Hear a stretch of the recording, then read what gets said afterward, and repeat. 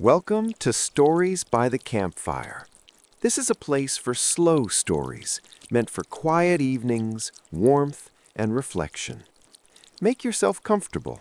Let the story unfold at its own pace, and when it ends, feel free to share in the comments what stayed with you the most.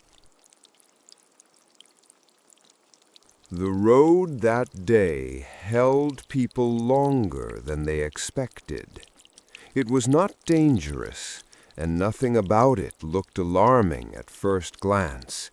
Yet every step demanded patience, because the earth beneath a boot no longer carried the firmness of winter, nor the dry certainty of autumn.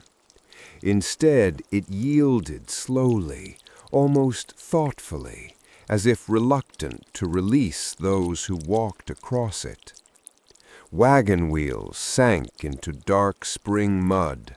Water pushed upward through the soil in thin, wandering streams, and even the familiar footpaths between cottages seemed wider, softer, less certain than they had been only days before. The air carried the scent of wet ground and old wood that had spent months drinking in winter moisture. Snow no longer lay in clean white fields, but survived only in scattered patches along fences and in the shadows of barns, where it had collapsed into gray, uneven heaps that looked tired of holding their shape. Where it had finally withdrawn, the earth beneath it appeared dark and breathing, sending up the faintest warmth of a season still learning how to begin. That morning, no one imagined the day would end differently from any other. People stepped out of their homes with small, ordinary plans. Someone walked toward the well. Another carried milk across the yard. Someone else headed down the lane to the village store, thinking only of returning before evening. It was a day like many others at the end of winter, when the village moves slowly but steadily, confident in the rhythm it has followed for generations. But by noon, the road had changed. The sun broke through the clouds only briefly, yet it was enough to awaken the ground. Water hidden in the frozen soil began to rise, forming narrow streams that slid along the ruts of the road, first quietly and then with a stubborn persistence that no boot could ignore. Every step left a deeper mark than expected, and every cartwheel carved a track that quickly filled with cloudy water. By late afternoon, people understood something simple but unavoidable. Getting home would take longer than planned. Dusk came early in early spring, not with the sharp darkness of winter, but with a slow thickening of shadow that softened the outlines of trees and houses. The road, which had seemed merely inconvenient a few hours before, now held feet and wheels alike in its heavy grip. The first two people stepped into the nearest house only for a moment, intending to warm their hands and wipe the mud from their boots before continuing. Inside, the stove was already burning. Firelight moved gently across the wooden walls, and the room smelled of mint tea and dried apples. The warmth spread slowly but steadily, settling into the benches beneath the windows and into the old floorboards that had known many winters. At that moment, no one yet realized that the door would open again and again that evening, that footsteps would keep sounding on the porch, and that before long the small room would fill with voices. The road had delayed them, and the house, without planning to, had begun gathering the village together. The woman who owned the house did not seem surprised when she heard the slow, heavy steps on the porch. She had lit the stove earlier that afternoon, long before dusk began to settle over the village, because years of living beside these roads had taught her something simple. When the snow melted too quickly and the ground softened under the first hesitant warmth of spring, people rarely reached home as easily as they planned. Firewood burned steadily in the stove now, the logs giving off a quiet crackling sound as the heat slowly filled the room and settled into the wooden walls that had carried the smell of smoke and winter for decades. When the door opened, the evening air entered first, cool and damp, followed by an older man who paused carefully on the threshold, as if reluctant to bring the whole muddy road in with him. It was Thomas, the widower who lived 3 houses farther down the lane. His boots were thick with mud almost to the top, and for a moment he simply stood there, knocking one heel against the other, trying to free them from the dark weight of the road. Drops of thawed snow fell quietly onto the floorboards while he removed his cap and shook it once before stepping farther inside. "I won't make it home tonight," he said calmly, not as a complaint, but as a simple fact. Margaret, the woman of the house, only nodded, as though this was exactly what she had expected. She moved one of the benches closer to the stove and placed a clay cup in front of him, already filled with mint tea, whose warm scent rose softly into the air. Thomas lowered himself onto the bench with the careful movements of someone who had spent many years working outdoors, someone who understood both patience and silence. He stretched his hands toward the stove, the skin on his fingers red from the cold and roughened by seasons of labor, and for several minutes he said nothing at all. The fire spoke enough.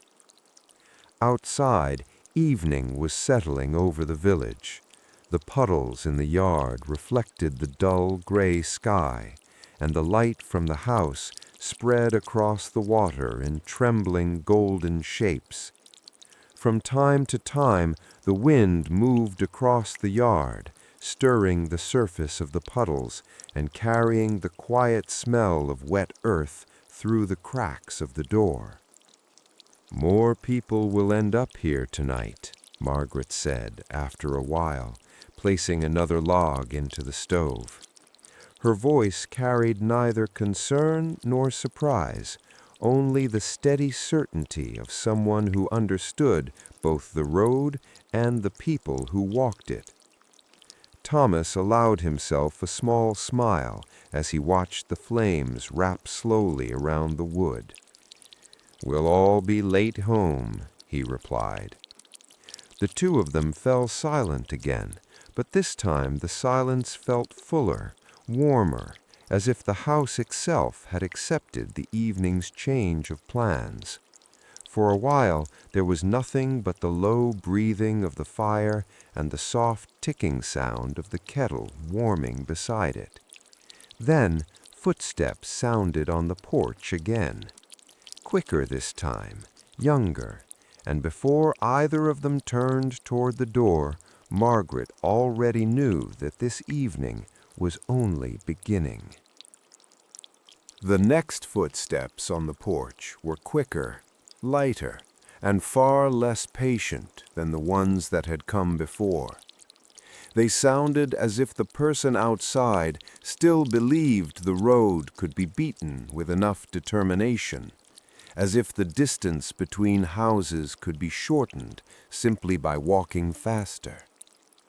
The door opened with a sudden movement, letting in a rush of damp evening air and the faint smell of wet wool. Standing on the threshold was Emily, the young school teacher who had arrived in the village only a few months earlier, sometime in late autumn, when the fields had already been harvested and the trees had begun to lose their leaves. She was still new enough that people greeted her kindly, but watched her with the quiet curiosity reserved for those who had not yet lived through a full year in the rhythm of the place. Her coat was marked with dark splashes of mud, and strands of hair had slipped free from beneath the scarf tied loosely around her head. For a moment she simply stood there, catching her breath and looking down at the thick clay clinging stubbornly to her boots. "I thought I could make it," she said at last, half laughing at herself. Thomas shifted slightly on the bench near the stove, making room without a word. Margaret stepped forward, taking Emily's damp scarf from her shoulders and hanging it carefully near the stove so the warmth could reach it. "Spring here takes its time," Margaret said calmly, "and it likes to test people first." Emily smiled, though there was still a trace of surprise in her expression. She had grown up in a town where streets were paved and rain simply washed away, leaving the ground clean again within hours. The idea that a road could decide when you arrived home still felt unfamiliar to her. She sat down slowly on the edge of the bench, placing her hands near the stove, where the heat wrapped around her fingers like something living. Inside the room, the air carried a mixture of scents: mint tea, wood smoke, and the faint sweetness of dried apples resting in a bowl on the table. It was a quiet warmth, steady and patient, the kind that belonged to houses that had stood through many winters. "I'm still getting used to it," Emily admitted after a moment, glancing toward the window where evening had begun to darken the yard. "Back where I lived before, a road was just a road. It never decided anything for you." Thomas looked at the fire for a long moment before answering. "Here it does," he said softly, "and it remembers." Emily tilted her head slightly, not fully understanding, but sensing that the words carried more meaning than they first appeared to. Outside, the last gray light of the day was fading. The glow from the house stretched across the puddles in the yard, and the room felt more clearly separated now from the damp chill of the evening. Margaret placed a cup of tea in Emily's hands. Steam rose in thin, pale threads, and Emily held the cup with both palms, letting the warmth spread slowly through her fingers. "You won't be the last one tonight," Margaret said with a small smile. Before Emily could ask what she meant, another splash sounded outside. Someone else was making their way through the mud, and the door had not yet finished opening for the evening. The sound outside this time was louder. Something slipped on the porch boards, followed by a short thud and a muttered complaint that was only half meant to be heard. Whoever was approaching the door was clearly not moving with the careful patience of the others. The door swung open wider than necessary, and a young boy stepped inside with the stubborn determination of someone who had been fighting the road for far longer than he had expected. His name was Daniel, though most people in the village still called him Danny when they forgot to be serious. His boots were covered with thick spring mud that made them look twice their normal size, and every step across the wooden floor left behind a dark, wet print. A cloth bag slipped from his shoulder and landed with a soft thump near the bench. "I almost made it," he announced immediately, as though someone had questioned his effort. Thomas glanced up from the fire, the corners of his mouth lifting slightly. "The road didn't agree with you," he said. Daniel brushed a damp sleeve across his forehead and gave a small, frustrated snort. "It was fine until the last turn," he insisted. "Another few minutes and I would have been home." Margaret looked down at the boy's boots with the calm expression of someone who had seen many springs and knew exactly how such promises usually ended. "Take those off before the floor decides to follow you outside," she said, handing him a worn cloth. A quiet ripple of laughter moved through the room, soft enough not to embarrass him, but warm enough that he couldn't help smiling in spite of himself. Daniel sat down reluctantly and pulled at his boots, which resisted with the stubborn grip of wet clay. When they finally came free, he set them carefully by the door as if they had personally betrayed him. The moment he stretched his feet toward the stove, the tension in his shoulders began to ease. The warmth reached him quickly, wrapping around his legs and settling into the tired muscles that had spent the afternoon trudging through the thickening road. For the first time since entering the room, he stopped trying to prove something. Outside, darkness had taken hold of the village completely. The puddles in the yard reflected the golden light spilling from the window, and the quiet of evening had begun to settle across the fields. "I told my mother I'd be home before dark," Daniel said after a moment, glancing toward the door. Margaret poured him a cup of tea and placed it in his hands. "Then you can tell her the road had other plans," she replied gently. He looked at the steaming cup, blew across the surface, and took a cautious sip before making a face. "That's hot." "That's the point," Thomas said calmly. This time Daniel laughed without trying to hide it. The small room grew warmer, not only from the stove, but from the shared ease that had begun to form among them.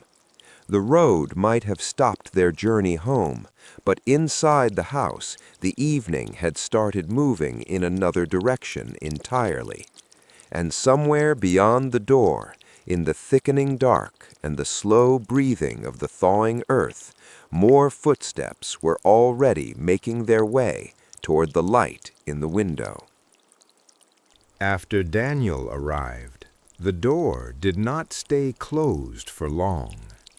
Before the warmth of the room could fully settle again, footsteps sounded once more on the porch, slower this time, accompanied by the careful scrape of boots against the wooden boards outside.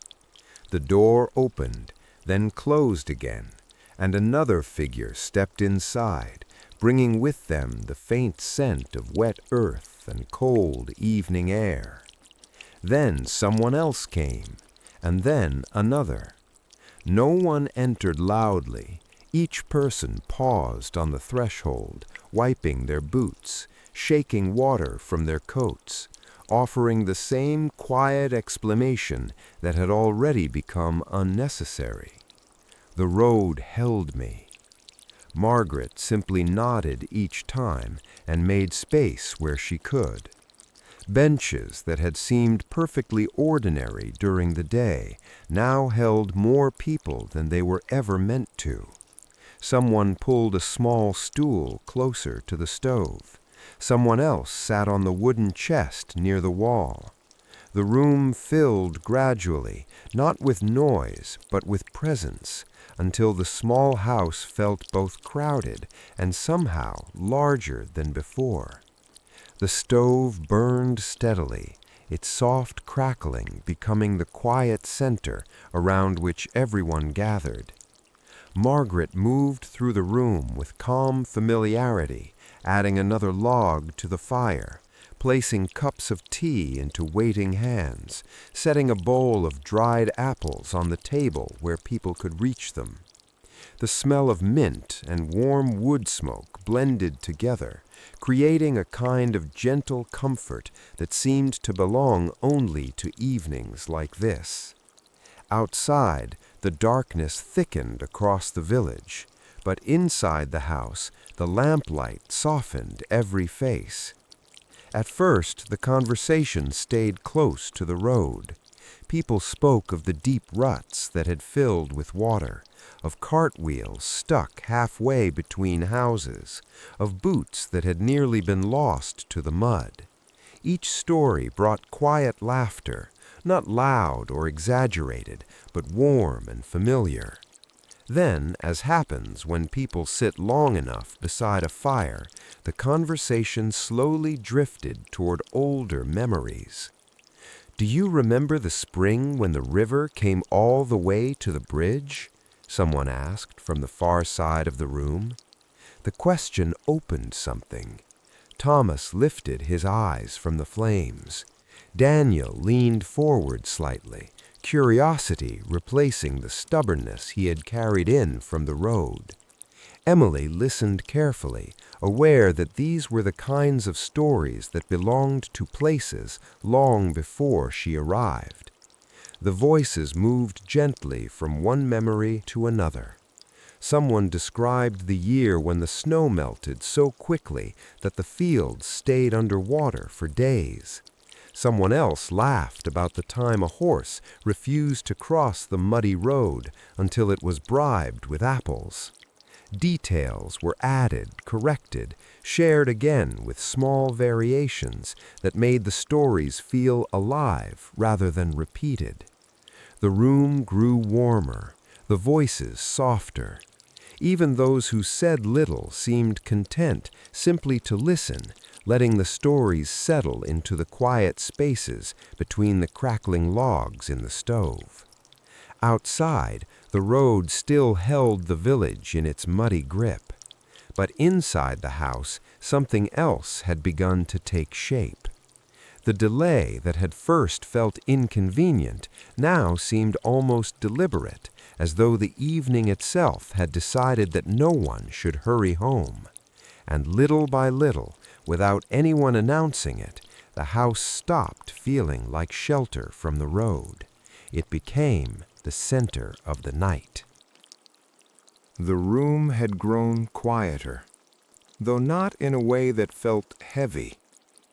Voices still moved through the space, but more slowly now, as if the warmth of the stove had softened the edges of every conversation. The lamplight rested gently on the wooden walls, and the windows had begun to fog slightly from the difference between the cool night outside and the steady warmth inside the house. Thomas had spoken very little since the others arrived. He sat near the stove, his hands resting loosely on his knees, watching the fire in the same patient way a man watches something he has known all his life. The flames moved slowly over the wood, rising and settling again, and for a long time he seemed content simply to listen to the stories around him. Then someone mentioned another spring long ago, when the road had been just as difficult as it was that evening. Thomas lifted his head slightly. "There was a night like this once," he said. The words were quiet, yet the room settled around them immediately. Daniel stopped turning the cup in his hands. Emily leaned forward without realizing she had done so. Margaret placed another log in the stove and remained standing beside it, listening. Thomas looked into the fire for a moment longer before continuing. "I was younger then," he said slowly. "The house I lived in now had just been built. The boards still smelled new, and I remember thinking that everything ahead of me would be just as solid." A faint smile touched his face, not of amusement, but of recognition.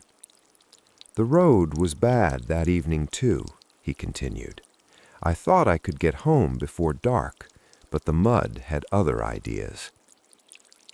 A few people in the room nodded quietly, understanding that part without needing more explanation. "So I stopped at a neighbor's house," he said, Just for a while, I told myself. The fire shifted softly in the stove. She was with me, he added. No one asked who he meant. In a village like this, names did not always need to be spoken. Thomas's smile grew a little warmer. She laughed when I couldn't pull off my boots, he said the road had decided to keep me there. A gentle ripple of laughter moved through the room. I told her it wasn't the road, it was the earth itself being stubborn. He paused again, and the silence that followed was easy and respectful, the kind that holds a memory rather than interrupts it. We stayed by the stove that whole evening, he said at last, listening to the water outside and talking about nothing important. The firelight reflected in his eyes, soft and steady. She always liked evenings like that, he added quietly. She used to say that when the road slows people down, they finally remember who they belong with. Emily felt something tighten gently in her chest as she listened. There was no sadness in his voice, only gratitude. Thomas finally looked up from the fire and gave a small shrug, as if the story had ended exactly where it should. Morning came. The road dried enough to walk again. Everyone went home. He took another sip of tea. But I remember that evening better than many whole years. For a moment, no one spoke. Outside, the dark village remained still beneath the slow breath of early spring. Inside the house, the warmth of the stove held the memory gently in place, like an old photograph that did not need to be looked at every day in order to remain clear.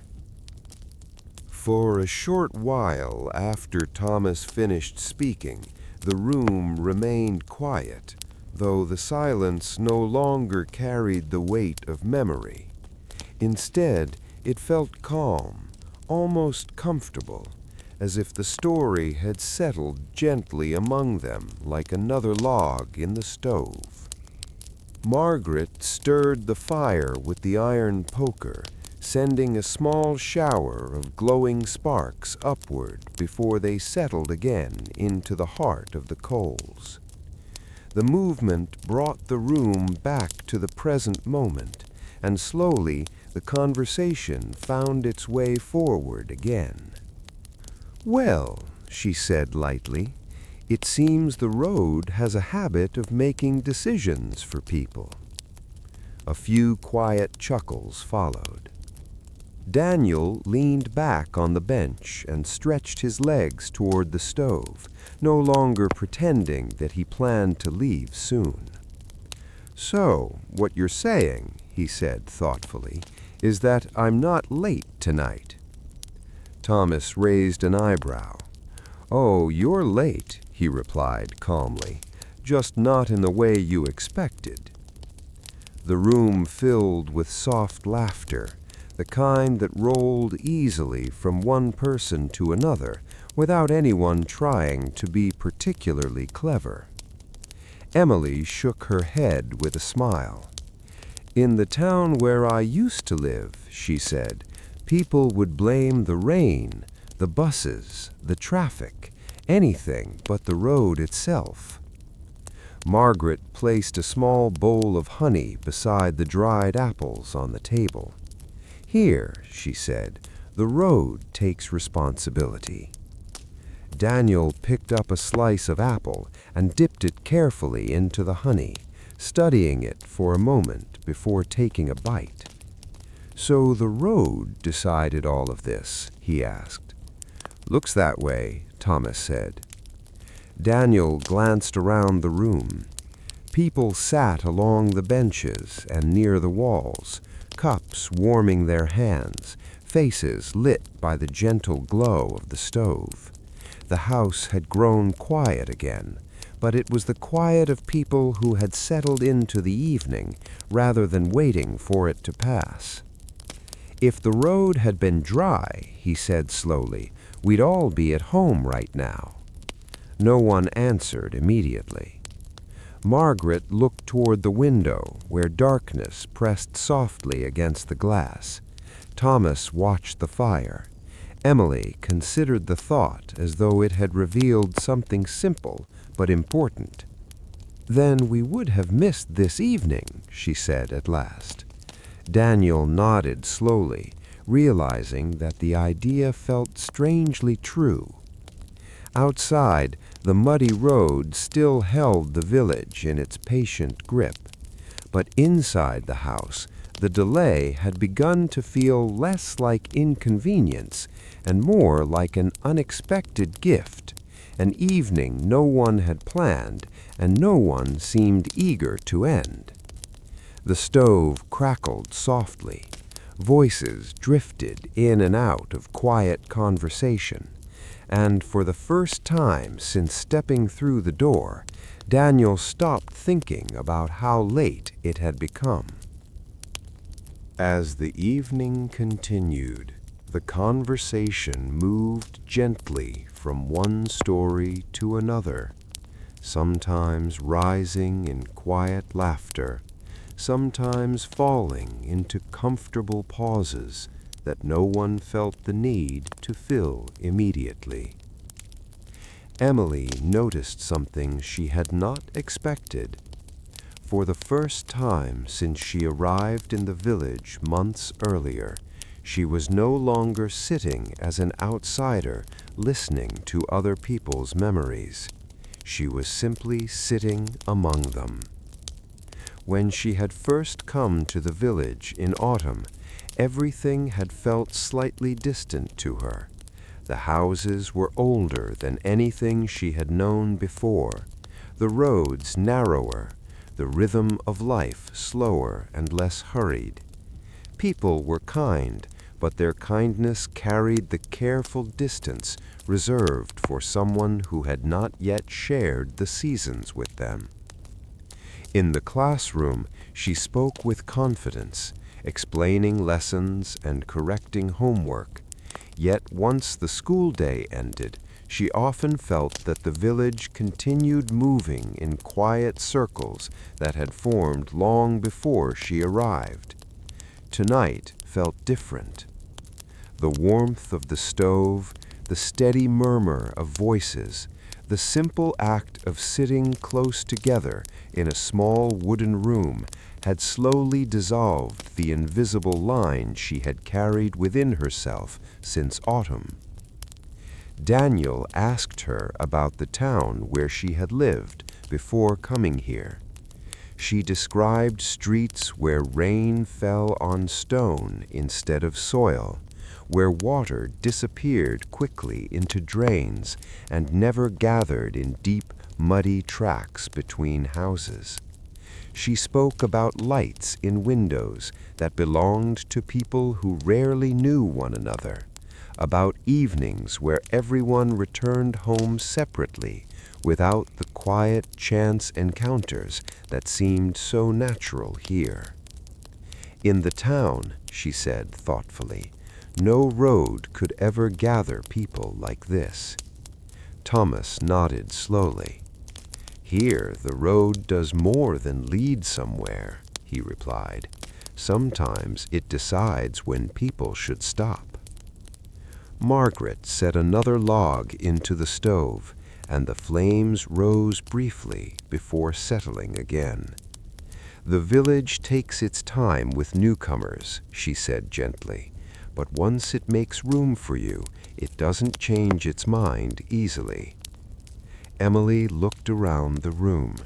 Thomas sat comfortably beside the stove. Daniel leaned forward with youthful curiosity, and the others listened without the careful politeness she had noticed when she first arrived months ago. Their expressions were relaxed, unguarded, as if the evening had quietly erased the distance between them. Outside, the village lay silent beneath the early spring night. Inside, the small house held a warmth that had little to do with the fire. Emily realized that when morning came and the road finally allowed everyone to return home, She would walk back through the muddy lane differently than she had before, not as someone passing through, but as someone who now belonged to the story the village continued telling, one quiet evening at a time. By the time the conversation began to slow, the night had already settled fully over the village. Outside the window, the puddles no longer reflected the dull gray sky of evening, but the pale shimmer of a quiet moon hidden somewhere behind the clouds. The muddy road that had trapped so many footsteps earlier in the day now lay still and silent, its dark surface stretching between houses like a path that had finally finished its work. Inside the house, the fire had burned down to a deep bed of glowing coals. The flames rose only occasionally now, gentle and patient, lighting the room with a softer glow than before. Shadows rested quietly along the walls, moving only when someone shifted slightly on the benches or reached for another cup of tea. No one seemed eager to stand up. The stories had grown fewer, but the quiet between them had become richer, filled with the small sounds that belong to long evenings, the soft creak of wood settling in the stove, the quiet clink of a cup being placed back on the table, the low breath of someone leaning back to stretch tired shoulders.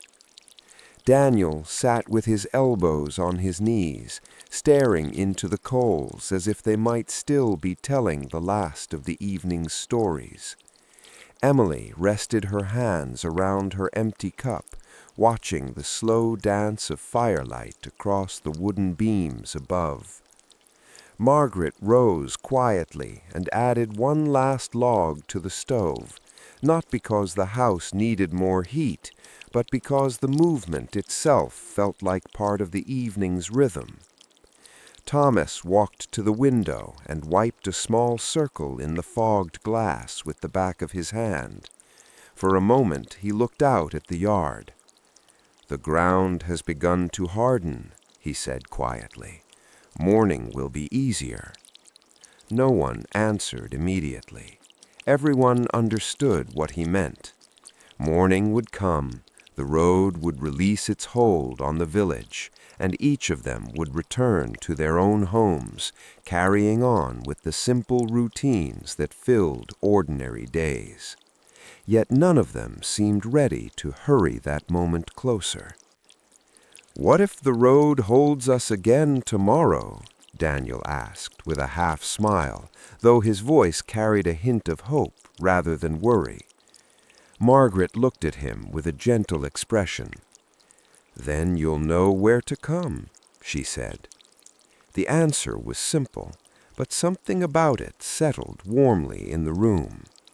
Emily felt a quiet contentment spread through her, the kind that comes when a place that once felt unfamiliar slowly becomes part of your own story. The house no longer seemed small to her. It felt like the center of something larger, something built not from walls, but from the easy closeness of people who had shared a night without planning to. Outside, the early spring wind moved softly across the fields. Inside, the warmth of the stove held the room together in calm silence. And the night, for a little while longer, did not seem to be in any hurry to end. Morning arrived quietly, almost as if it did not wish to interrupt what the night had gently built inside the house. At first, the darkness outside the windows simply grew thinner. The deep shadows in the yard softened into pale gray shapes, and the puddles that had turned black during the night slowly began to reflect the faint light of the waking sky. Somewhere in the distance, a rooster called once, then again, announcing the new day with the same calm certainty that had marked countless mornings before. Inside the house, the fire had settled into a bed of warm coals. The air still carried the familiar scents of wood smoke and mint tea, but now they were joined by the cool freshness of early morning that slipped quietly through the cracks around the door. People stirred slowly, one after another, stretching stiff legs or rubbing sleep from their eyes. No one had slept deeply, yet no one looked tired. Margaret rose first and opened the door carefully.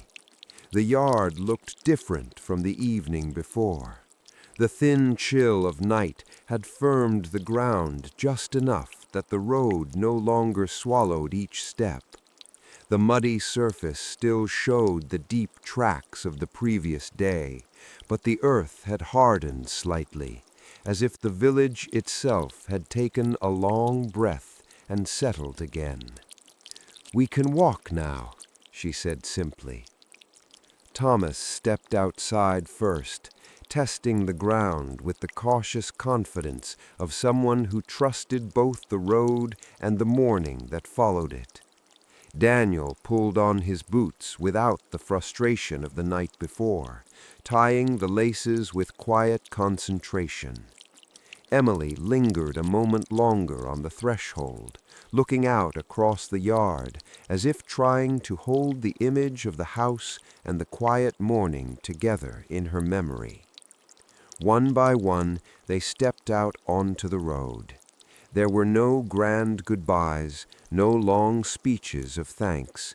A nod, a smile, a few simple words were enough. In a place like this, gratitude rarely needed to be spoken loudly. The road truly had become easier. Boots no longer sank deeply with each step, and the village path stretched ahead with a calm certainty that had been missing the evening before. One by one, they turned to their own homes, following the familiar curves of the lane. Daniel walked a little farther before glancing back at the house. Emily noticed and gave him a small smile, the kind that needed no explanation. Thomas continued along the road at his steady pace, the early sunlight touching the edge of his shoulders. Soon the village returned to its ordinary morning. Smoke rose gently from chimneys, doors opened, voices carried across the yards as people began their daily work. From a distance, nothing seemed unusual. The night had passed, the road had dried, and life moved forward just as it always had. Yet each person who had gathered in Margaret's house carried something unseen with them that morning. A shared silence, a quiet laugh, a memory that belonged to all of them. In the days that followed, the road would dry completely, and the village would return to its usual rhythm of work and routine. But every now and then, when spring rain softened the ground again, and someone found themselves delayed on the path between houses, a familiar phrase would be spoken with a knowing smile. "Do you remember the evening when everyone was late getting home?" And in those words there would always be warmth, because sometimes a road does more than lead people somewhere. Sometimes it slows them down just long enough to remind them where they truly belong. Thank you for spending this time with us. If this story brought you a sense of calm or warmth, consider subscribing and leaving a comment. It truly helps the channel grow. More quiet stories by the campfire are awaiting ahead. Until next time,